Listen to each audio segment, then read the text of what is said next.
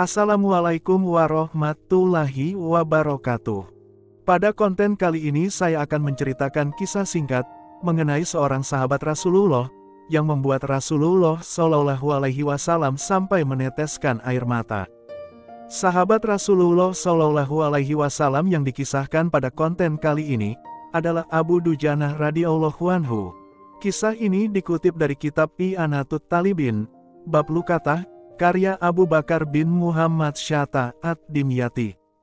Abu Dujanah dikenal sebagai salah satu sahabat yang pemberani dan piawai dalam hal peperangan.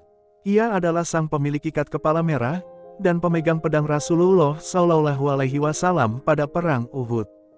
Selain dikenal pemberani di medan perang, Abu Dujanah juga seorang yang sangat menjaga diri dan keluarganya dari perkara atau perbuatan haram.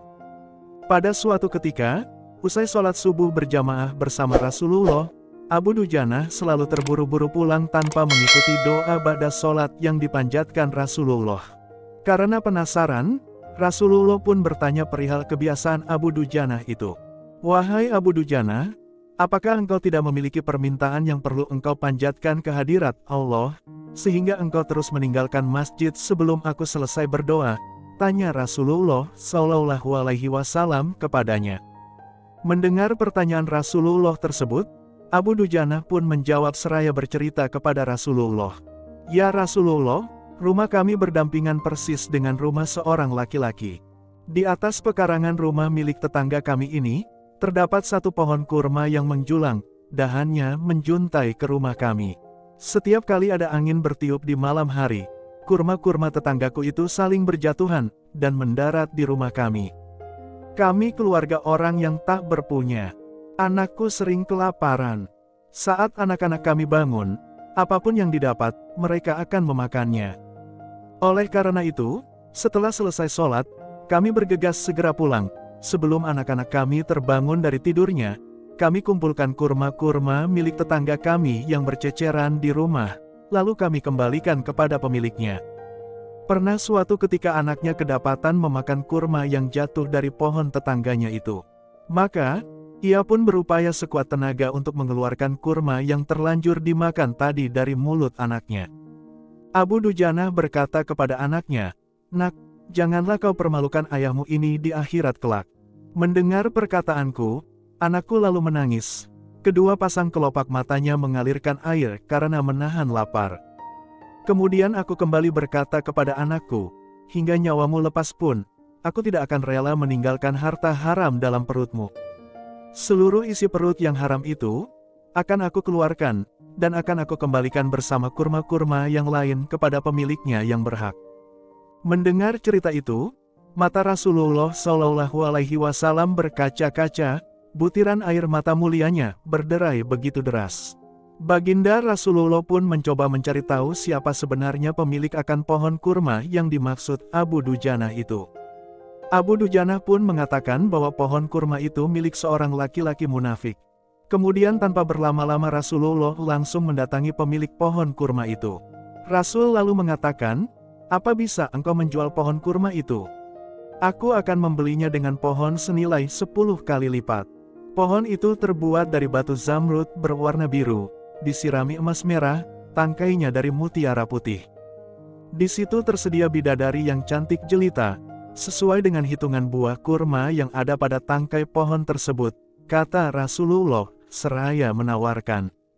Laki-laki munafik ini lantas menjawab dengan tegas, "Saya tidak pernah berdagang dengan memakai sistem jatuh tempo. Saya tidak mau menjual apapun kecuali dengan uang kontan, dan ingin dibayar saat itu juga."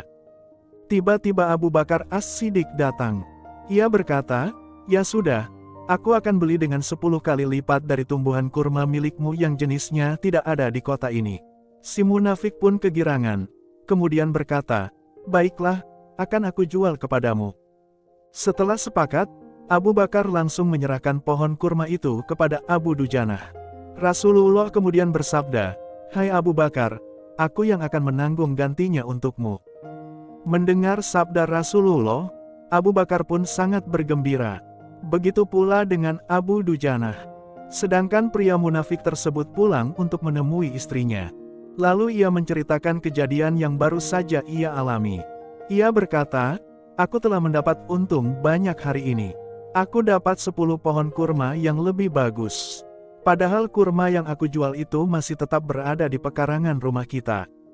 Aku tetap yang akan memakannya lebih dahulu, dan buah-buahnya tidak akan pernah aku berikan kepada Abu Dujana sedikitpun." Pada saat malam, ketika pria munafik itu tertidur, dan kemudian terbangun di pagi harinya, tiba-tiba saja pohon kurma yang ia miliki itu berpindah posisi. Pohon kurma itu telah berpindah menjadi di atas tanah milik Abu Dujana. Dan seolah-olah tak pernah sekalipun tampak pohon itu pernah tumbuh di atas tanah pria munafik itu. Tempat asal pohon itu tumbuh, saat ini rata dengan tanah. Pria munafik itu beserta keluarganya menjadi sangat heran dan kebingungan. Ternyata pohon kurma yang berpindah posisi itu adalah salah satu mukjizat Nabi Muhammad SAW yang langsung dialami oleh Abu Dujana. Wallahu a'lam bishawab. Sekian kisah singkat dari Abu Dujana, yakni sahabat Rasulullah SAW. Nantikan konten-konten Islami menarik lainnya hanya di channel Rentang Kisah. Jangan lupa subscribe, like, komen dan share videonya teman-teman. Terima kasih. Wassalamualaikum warahmatullahi wabarakatuh.